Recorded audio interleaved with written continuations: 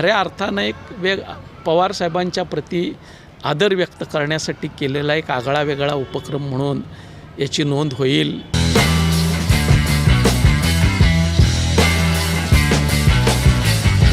पाच ते 6 टन रांगोळी या ठिकाणी या उपक्रमासाठी वापरली जाणार आहे.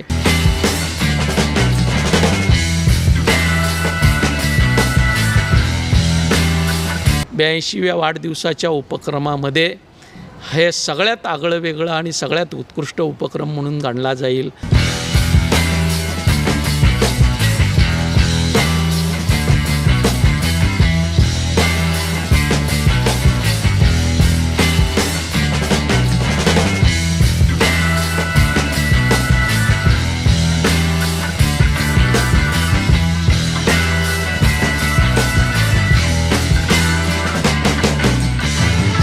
नमस्कार, मी मंगेश जनार्दन कुठारकर, परशुराम जोमा म्हात्रे विद्यालय नावडे या शाखेमध्ये कला शिक्षक म्हणून कार्यरत आहे. आत्ता तुम्ही ही रांगोळी समजा बघितली असेल तर या रांगोळीमागची संकल्पना शरदचंद्र पवार साहेब यांचा 82वा वाढदिवस आणि संस्थेमध्ये त्यांना 50 वर्ष सेवाकाल पूर्ण झालेला आहे. त्या निमित्ताने संपूर्ण महाराष्ट्रामध्ये हा वाढदिवसाचा कार्यक्रम जो आहे तो मोठ्या उत्साहात साजरा करण्यात येत आहे. त्याचबरोबर ते रयत शिक्षण संस्थेचे अध्यक्ष असल्यामुळे रयत शिक्षण संस्थेमार्फतसुद्धा संपूर्ण शाखांमध्ये त्यांच्या वाढदिवसाच्या निमित्ताने वेगवेगळे उपक्रम असे राबवण्यात येत आहेत. त्यातीलच आपल्या रायगड विभागामध्ये प्रत्येक शाखेत क्रीडा स्पर्धा, रांगोळी स्पर्धा, निबंध स्पर्धा असे अनेक उपक्रम राबवले जात आहेतच. त्यातीलच एक संकल्पना अचानक ज्यावेळी या कार्यक्रमाची जो नियोजनाची बैठक होती पनवेल कॉलेजला, त्या ठिकाणी अचानक आपले आमदार बाळाराम पाटील साहेब, रायगड विभागीय चेअरमन, त्याचबरोबर रामशेठ ठाकूर साहेब, मॅनेजिंग कौन्सिल सदस्य रयत शिक्षण संस्था सातारा यांच्यामार्फत अचानक एक संकल्पना आली का आपण एखादी महारांगोळी काढूया. तर त्यांना माहीत होतंच का आपल्या संस्थेमधील जे कला शिक्षक आहेत ते रांगोळी वगैरे काढतात चांगल्यापैकी. तर आत्ता माझा जो अनुभव आहे, तुम्ही साधारण 25 वर्षे तरी झाली प्रोफेशनल रांगोळी काढतो. त्या अगोदर अशी प्रॅक्टिस म्हणून काढायचो, पण लहानपणापासून जवळजवळ रांगोळी काढतो मी. तर आता एवढ्या मोठ्या प्रमाणात रांगोळी काढायची ज्यावेळी संकल्पना तिथे मांडणी सर्वांनी आणि इतर जी लोकं होती त्यांनासुद्धा ती संकल्पना आवडली. तर मग आता रांगोळी कलाकार मी, रमेश, चेतन भोईर आणि अजून आमचे गुरुवर्ग वगैरे इतर आहेतच. तर आम्ही मिळून ती रांगोळीची जबाबदारी स्वीकारली. त्यातील प्रमुख हे मला केलं गेलं. तर आता एवढ्या मोठ्या रांगोळी काढण्याचा प्रसंग या अगोदर कधीच आलेला नव्हता. यात जे अनुभव येणार होते, ज्या काय अडचणी येतील त्यासुद्धा नवीनच होत्या. पण ज्या काय अडचणी आल्या त्यावर सर्वांनी मिळून आम्ही मात वगैरे केलेली आहे. आता ही एवढी मोठी रांगोळी जी काढतो आहे त्यातील शेवटचं जे व्यक्तिचित्र आहे पवारसाहेबांचं, ते सध्या कामकाज चालू आहे. तर ते आज साधारण रात्री 9 ते 10 वाजेपर्यंत पूर्ण होईल आणि त्या अनुषंगानेच आमचं कामकाज चालू आहे.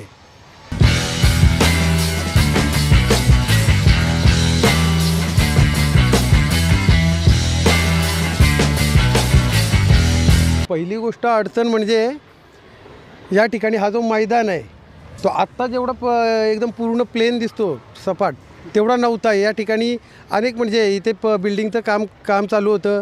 त्याचं कंस्ट्रक्शनचं साहित्य म्हणजे सर्वच विटा वगैरे पडल्या होत्या. मैदान एकदम क्लिअर नव्हतं, ते साफ करायला लागलं आहे. त्यानंतर पूर्ण मैदानावर नवीन माती टाकून ते मैदान पूर्ण प्लेन करण्यात आलं. म्हणजे ज्यावेळी ती संकल्पना मांडली आणि आम्ही स्वीकारली जबाबदारी, तिथून बाळाराम पाटील साहेबांनी म्हणजे जे आम्हाला वाटत होते अगोदर का या ग्राउंडवर ही रांगोळी काढणं आपल्याला अशक्य आहे, कारण भरपूर इथे अडचणी आहेत. म्हणजे ग्राउंड साफ नाही, परत इमारतीचं काम चालू आहे, कचरा आहे, सामान पडलं आहे. तर आम्ही त्यांना सहज बोललो का साहेब, या ठिकाणी जर आपण रांगोळी न काढता दुसऱ्या ठिकाणी काढली तर चालेल का? तर फक्त त्यांनी एवढंच सांगितलं की तुम्हाला काय काय पाहिजे ते सांगा, कसं पाहिजे ते सांगा आणि किती दिवसात पाहिजे. बाकी काहीच तुम्ही बाकी रांगोळी काढण्यासाठी तुम्ही काहीही करा आणि इतर ज्या भौतिक सुविधा पाहिजेत, तुम्हाला काय पाहिजे ते सांगा, मी तुम्हाला पुरवतो. आणि ज्याप्रमाणे ते बोलले त्याचप्रमाणे 4च दिवसामध्ये या ठिकाणी जेवढा कचरा होता, जे काही म्हणजे भरपूरच अशक्य पूर्ण दिवस रात्र मेहनत घेऊन हा मैदान आम्हाला 4 दिवसामध्ये एकदम परिपूर्ण असं करून दिलेलं आहे.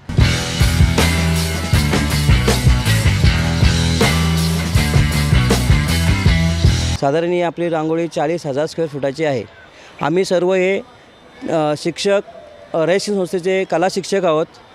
माझे बंधू मंगेश कुटारकर हे मेन पार्ट जे आपण पाहता पोर्ट्रेट आहेत शरद पवारांचे, ते त्यांनी करायला घेतलेत. बाकीचे जे वर्क आहेत मी स्वतः कुटारकर रमेश, चेतन भोईर आणि इतर माझे सहकारी जे मदतीला असतात, भाले सर वगैरे, आम्ही हे सर्व कलाकृती सादर करत आहोत. साधारण आम्हाला 6 तारखेचं टार्गेट दिलेलं आहे आणि 6 तारखेमध्ये आम्ही हे रांगोळी पूर्ण करण्याचं संकल्पना आहे आणि ती करणारच आहोत. साधारण पाहता दुपारचा जो टायमिंग असतो तो अतिशय प्रखर उन्हाचा असतो, त्यामुळं आम्ही 12 ते 3 या टायमाला आम्ही रेस्ट घेतो. सर्वसाधारण आम्ही येतो असं 8 वाजता सुरुवात करतो, 8 ते 12पर्यंत आम्ही रांगोळीचं काम करत असतो आणि त्यानंतर 12 ते 3 रेस्ट घेतो. कारण ऊन जास्त असल्याने आणि आपली बॉडीसुद्धा व्यवस्थित राहिली पाहिजे, आरोग्य चांगलं राहायला पाहिजे, कारण उन्हाचा त्रास होऊ नये म्हणून आम्ही 12 ते 3 काम बंद करतो. त्यानंतर 3 वाजल्यापासून तर मग जोपर्यंत आमच्या कामाचा स्टॅमिना आहे, मग जो 9 वाजतील, 10 वाजतील, 11 वाजतील किंवा 12 वाजतील, मग जोपर्यंत स्टॅमिना आहे, काम करण्याची क्षमता आहे, तोपर्यंत आम्ही काम करत राहतो.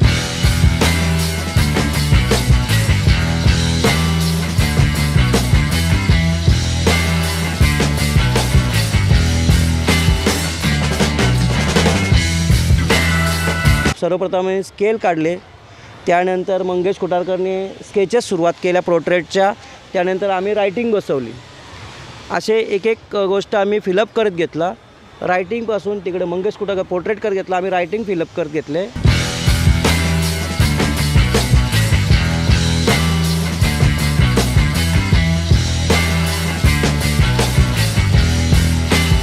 आधी साहित्य आपल्याला कोणत्या प्रकारचे घ्यायचे, या ग्राउंडवर जी उष्णता ऊन पडणार आहे त्या उन्हामध्ये कोणता कलर आणि कोणता म्हणजे काय लेक कलरसुद्धा असतो. आणि आपण ही जी रांगोळी बघतो ही आपण नॉर्मल रांगोळी आहे, हिला ऊन 24 तास तरी असला जरी आपल्या 15 दिवस टिकणारे आहे. लेक कलरला मिक्सिंगला अतिशय त्रास असतो, त्यामुळं आम्ही साधी रांगोळी जी आहे म्हणजे डायरेक्ट केमिकलनी बनवून कलर रेडी असतात ती आम्ही रांगोळी यूज केली. कारण एवढी मोठी रांगोळी मिक्सिंगला जवळजवळ 10-12 दिवस जाणार होते लेक कलर जर घेतला असते तर, त्यामुळं आम्ही रेडीच कलर घेतले आणि कामाला सुरुवात केली.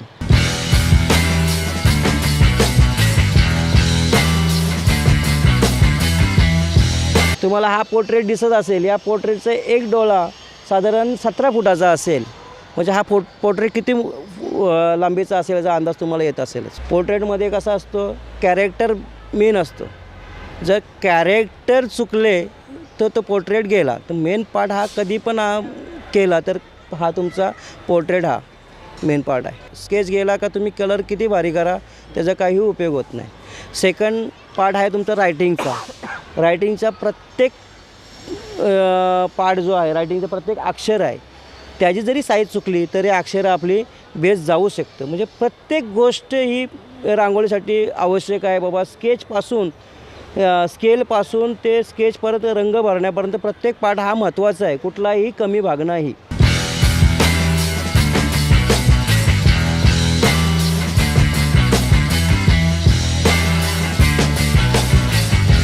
ही जी रांगोळी जी आहे ती आपण इथे काढत असताना एका नजरेत ती काही बसत नाही, त्यामुळे जे सेट जे आहेत त्या एकदम बरोबर पडलेत की नाही हे पाहण्यासाठी आता बिल्डिंगच्या त्या ठिकाणी वर एक कॅमेरा लावलेला आहे आणि तिथून त्याचा लाईव्ह व्हिडिओ जो आहे ते माझ्या मोबाईलवर येतं.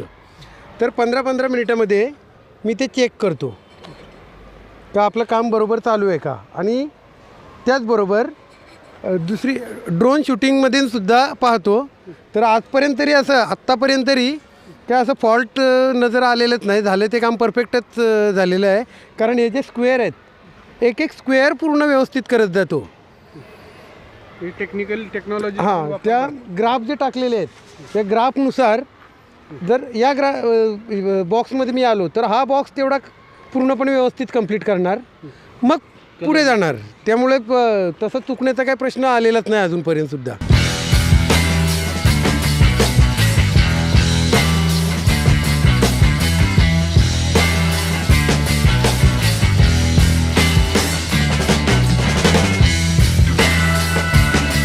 मंगेश सर आणि रमेश सर झाले, हे पूर्वीपासून अशा बऱ्याचशा रांगोळ्या त्यांनी बनवलेल्या आहेत आणि खूप चांगल्या प्रकाराने बनवलेल्या आहेत. पण आल्यावर ज्या मागण्या ठेवण्यात आल्या की ग्राउंड स्वच्छ लागेल, हे करण्यात लागेल, तेव्हा ग्राउंड्समॅनशी जेव्हा बोलण्यात आलं ते बोलले की किमान त्याला 8 दिवस हा ग्राउंड प्लेन करायला जातील. पण मागण्यानुसार आमदार साहेबही ठाम होते इच्छेवर, म्हणून 2 दिवसातच ग्राउंड त्यांनी तयार योग्यपणे करून दिलं.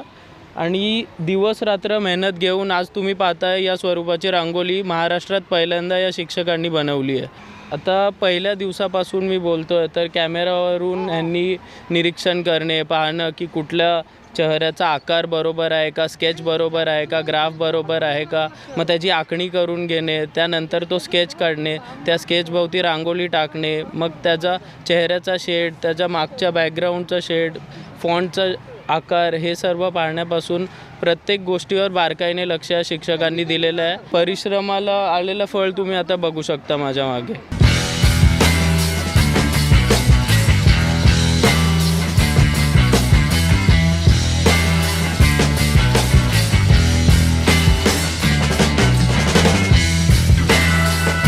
ड्रोनच्या माध्यमातून पाहूया आता.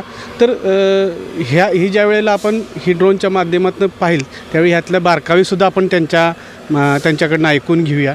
तर तुम्ही कसं सांगू शकाल की ह्या सगळ्या गोष्टी करत असताना, ऑब्झर्व करत असताना ड्रोनचा कसा काय उपयोग झाला तुम्हाला? ड्रोनचा उपयोग म्हणजे, कारण जरी मी बॉक्स पूर्ण करीत गेलेलो असलो तरीसुद्धा ऑल ओव्हर ती पूर्ण नजरेत बसतच नाही रांगोळी. तर ड्रोनमध्ये आणि ते कॅमेऱ्यामध्ये, त्या कॅमेऱ्यामधून सुद्धा पर्स्पेक्टिव्ह येतं, त्यातून दिसतं थोडंफार पण एकदम पूर्ण स्पष्ट नाही दिसत. पण या ड्रोनमुळे होतं काय, ड्रोन पूर्ण जवळजवळ 120 मीटर उंचावर जाऊन हे फोटो कॅप्चर करतो, त्याचा फोटो लगेच माझ्या मोबाईलवर येतो. आणि जर काय शेडिंगमध्ये कुठे काय बदल करायचा असेल तर ते यामध्ये दिसतं. पण थोडंफार जे जास्तीत जास्त म्हणजे अशी जास्त मोठी काही चूक होत नाही, पण थोडंफार काय करेक्शन असेल ते मग नंतर करतो. मी जोशना सुधीर ठाकूर, रय शिक्षण संस्थेची लाईफ वर्कर म्हणून मी काम बघत असते आणि श्री छत्रपती शिवाजी विद्यालय गव्हाण या विद्यालयामध्ये शिक्षिका म्हणून मी काम करते.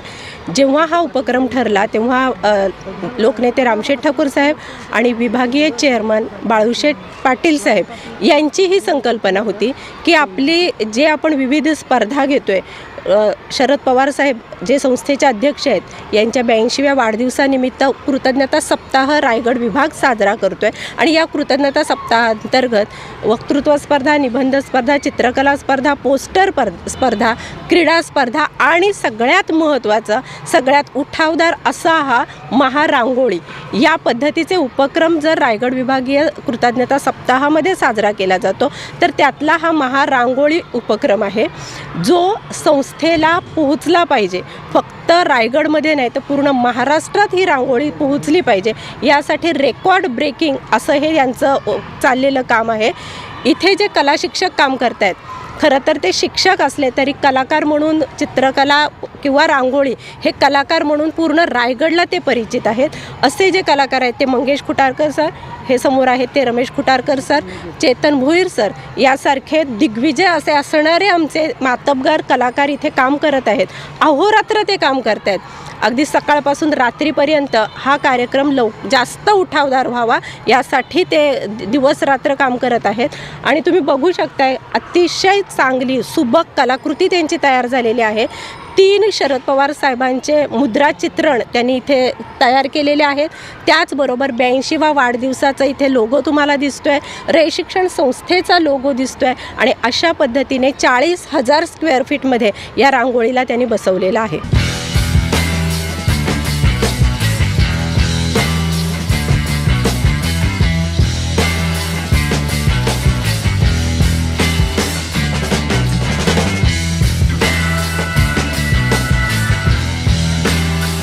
ही जी कलाकृती जी आपण आता दाखवली, इथल्या कलाकारांना आपण भेटलो, या कलेच्या मागं असणारं प्रोत्साहन, ह्या कलेला ज्यांनी ह्या कलाकृतीला ह्या स्वरूपामध्ये आणण्यासाठी ज्यांच्याकडून प्रेरणा मिळाली ते आमदार बाळाराम पाटील साहेब आपल्यासोबत आहेत. सर्वप्रथम मी असं विचारेन की ही संकल्पना कशी तुमच्या डोक्यात आली किंवा कशाप्रकारे ह्याची सुरुवात झाली? नमस्कार. रयत शिक्षण संस्थेचे अध्यक्ष आदरणीय शरदचंद्रजी पवारसाहेब यांच्या 82व्या वाढदिवसाचं औचित्य साधून रयत शिक्षण संस्थेच्यासाठी गेल्या 50 वर्षामध्ये पवारसाहेबांनी जे काही योगदान दिलेलं आहे, अतिशय अनमोल असं हे योगदान आहे, त्या प्रित्यर्थ त्यांच्याप्रती कृतज्ञता व्यक्त करण्यासाठी रयत शिक्षण संस्थेनं सप्ताह साजरा करण्याचा निर्णय घेतला. आणि त्या सप्ताहाअंतर्गत संस्थेचे जे 5 विभाग आहेत त्याच्यातल्या रायगड विभागाचा मी अध्यक्ष आहे. आणि रायगड विभागाच्या वतीनं जे विविध उपक्रम या ठिकाणी आयोजित करण्यात आलेले आहेत त्याच्यामधली ही एक युनिक ॲक्टिव्हिटी आहे. रायगड विभागाच्या वतीनं या ठिकाणी निबंध स्पर्धा आयोजित केलेल्या आहेत, वक्तृत्व स्पर्धा आयोजित करण्यात आलेल्या आहेत, सांस्कृतिक स्पर्धा आयोजित करण्यात आलेल्या आहेत. त्याचसोबत अतिशय दर्जेदार असं विज्ञान प्रदर्शन आयोजित करण्यात आलेलं आहे, ज्याच्यामध्ये सुमारे 5000 विद्यार्थी सहभागी होणार आहेत. असा क्रीडा महोत्सव आयोजित करण्यात आलेला आहे विभागीय पातळीवरला. त्याच्यानंतर प्रोफेशनल्सच्या सहभागातून रांगोळ्यांचं प्रदर्शन आयोजित करण्यात आलेलं आहे, पोस्टर स्पर्धा आयोजित करण्यात आलेल्या आहेत. आणि या साऱ्या स्पर्धांच्या वर मी तर म्हणेन मुकुटमणी म्हणून जसं आपण म्हणतो तसं हाफ मॅरेथॉन फुंडा कॉलेजला आयोजित केलेला आहे.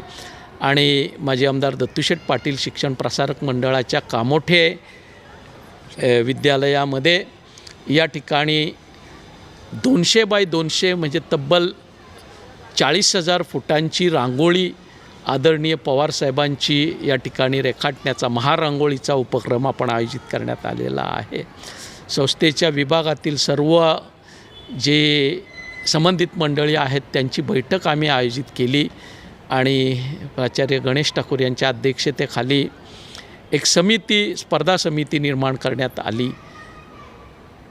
हे विविध उपक्रम जे आपण करायला मागतोय किंवा करतोय, साकारतोय, त्याच्यामधला हा एक अतिशय आगळा वेगळा आणि मला वाटतं 40,000 स्क्वेअर फुटाचं पोर्ट्रेट आत्तापर्यंत कुणाचं झालं असेल की नाही याच्या बाबतीत माझ्या मनामध्ये शंका आहे.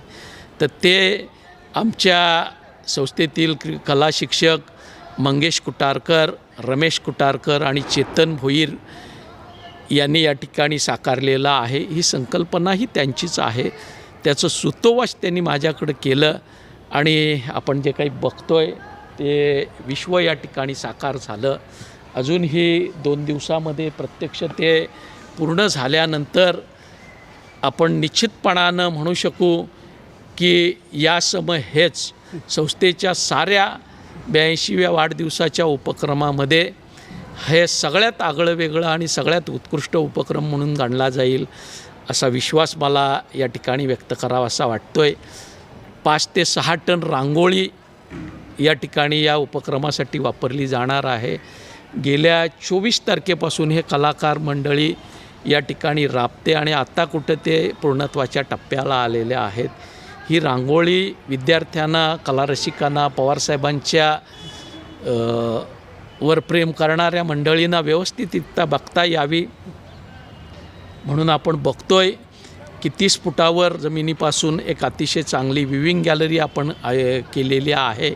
आणि या ठिकाणी येऊन विद्यार्थी, शिक्षक किंवा पवारसाहेबांवर प्रेम करणाऱ्या मंडळींनी ही रांगोळी पाहावी, जेणेकरून या रांगोळीचं पूर्ण दर्शन या जागेवरून त्यांना होईल आणि खऱ्या अर्थानं एक पवारसाहेबांच्या प्रती आदर व्यक्त करण्यासाठी केलेला एक आगळा वेगळा उपक्रम म्हणून याची नोंद होईल. मला जे कलाकार आहेत त्यांनी माहिती दिली की लिम्का बुक ऑफ रेकॉर्ड्सची मंडळी या ठिकाणी येणार आहेत. तसं झालं तर आम्हा सर्व रयत शिक्षण संस्थेच्या परिवारातील मंडळींच्या दृष्टीनं ती अतिशय अभिमानाची आणि भाग्याची गोष्ट असेल. तर हे सारं साकारताना मोठ्या प्रमाणावर मेहनत या ठिकाणी झालेली आहे आणि हे सारे कलावंत ते अतिशय प्रामाणिकपणानं करतायत. ही सगळ्या गोष्टीची ज्या वेळेला मी सगळ्या कलाकारांची मुलाखत घेतली, अतोनात अडचणी, एवढी मोठी कलाकृती करत असताना अनेक अडचणी आल्या, पण तुमचा जो अडचणीवर मात करण्याचा अनुभव या ठिकाणी दांडगा आहे आणि त्या अनुभवाचा त्यांनी आम्हाला सांगितलं विरार महाराष्ट्राशी बोलताना की सर्व अडचणीच्या पाठीशी तुम्ही कशाप्रकारे त्यांना सहकार्य केलं. तर तुमचा जो राजकीय जीवनातला, सामाजिक जीवनातला अडचणीवर मात करण्याचा जो अनुभव आहे तो या ठिकाणी कामी आला असं तुम्हाला वाटतं? ताई, शेवटी सामाजिक क्षेत्रात काम करत असताना एखादी गोष्ट करायची ठरवली तर चिकाटीनं त्याच्या पाठी राहावं लागतं आणि मग ते साकारण्यासाठी जे काही करावं लागेल ते करायची तयारी ठेवून आपण काम करायचा प्रयत्न करत असतो.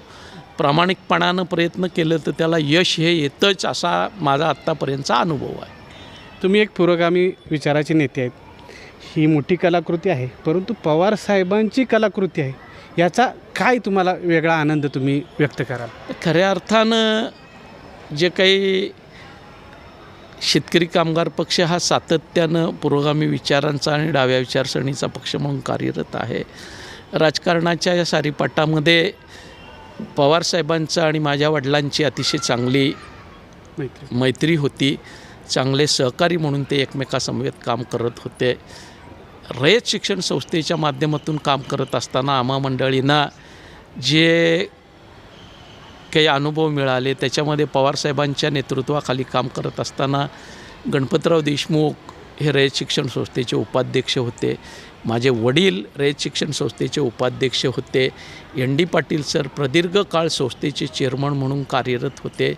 मॅनेजिंग काउन्सिलवर ही सारी मंडळी काम करत होती आणि त्याच्यामुळे कर्मवीर अण्णांनी स्थापन केलेल्या रयत शिक्षण संस्थेबरोबर आमची जी नाळ जोडलेली आहे ती नाळ इतकी घट्ट आहे की रयतेचे अध्यक्ष म्हणून पवारसाहेब देत असलेलं योगदान विविध टप्प्यांवर रयत शिक्षण संस्थेला ज्या ज्या वेळेला गरज पडेल त्यावेळेस अगदी परिसासारखे पवारसाहेब रयत शिक्षण संस्थेला धावून आलेले आहेत आणि त्यावेळेस त्यांनी माइलस्टोन्स असे निर्णय घेतलेला आहेत. रयत शिक्षण संस्थेमध्ये संगणकाचा वापर असो, रयत शिक्षण संस्थेनं विज्ञान युगाची कास घेणं असो, रयत शिक्षण संस्थेनं व्यवसाय शिक्षणाशी जोडलं गेलं पाहिजे हा निर्णय असो, बदलत्या काळानुसार रयत शिक्षण संस्थेनं या ठिकाणी इंग्रजी माध्यमाच्या शाळा चालवणं असो, हे रयतेच्या संबंधातले निर्णय असतील. रयत विज्ञान परिषदेच्या माध्यमातून विज्ञानाशी रयतला जोडणं असो, या साऱ्या ठिकाणी स्पर्धेपरीक्षांचा उपक्रम असो, या साऱ्या ठिकाणी पवारसाहेब रयतेला येणाऱ्या अडचणी चुटकीसरशी सोडवतायत आणि त्यासाठी लागेल ते प्रयत्न करतायत हे मी स्वतः अनुभवलेलं आहे. आणि अशा महान व्यक्तीच्या प्रती त्यांनी जे संस्थेचं योगदान दिलेलं आहे त्या ऋणातून संस्था किंवा आम्ही मंडळी कधीही मुक्त होणार नाही, किंबहुना ते ऋणातून मुक्त व्हायची आमची इच्छाही नाही, मानसिकताही नाही. पण त्यांच्याप्रती जे आपला आदर आहे तो आदर केवळ आपल्याजवळच राहून चालणार नाही, तर समाज माणसामध्ये त्यांनी केलेल्या कामाची महती गेली पाहिजे. पवारसाहेबांना या ठिकाणी एक्सपोजर देण्याचं काम कोणी करावं अशी परिस्थिती नाही, पण राजकारणापलीकडं पवारसाहेबांचं जे काम आहे ते ह्या 82व्या वाढदिवसाच्या निमित्तानं ह्या रायगड विभागाच्या माध्यमातून विविध उपक्रमातून लोकांपर्यंत जावं. विशेषतः रयत परिवाराच्या बाहेरचे जे विद्यार्थी आहेत, जे शिक्षक आहेत किंवा समाज आहे त्यांच्यापर्यंत जावं आणि त्यांनी केलेलं काम, त्या कामापासून प्रेरणा घेऊन लोकांनी चांगलं काम करावं, ह्या कामाचा फायदा लोकांनी घ्यावा या उद्देशानं हा उपक्रम आम्ही करतो आहे. आणि निश्चितपणानं माझ्यासारख्या कार्यकर्त्याला समाधान आहे की ज्यांच्या नेतृत्वाखाली, ज्यांच्या मार्गदर्शनाखाली आपण काम करतो आहे त्यांच्याप्रती आदर व्यक्त करण्याची ही संधी आम्हाला मिळाली. आम्ही ती संधी साकारण्याचं काम करतो आहे.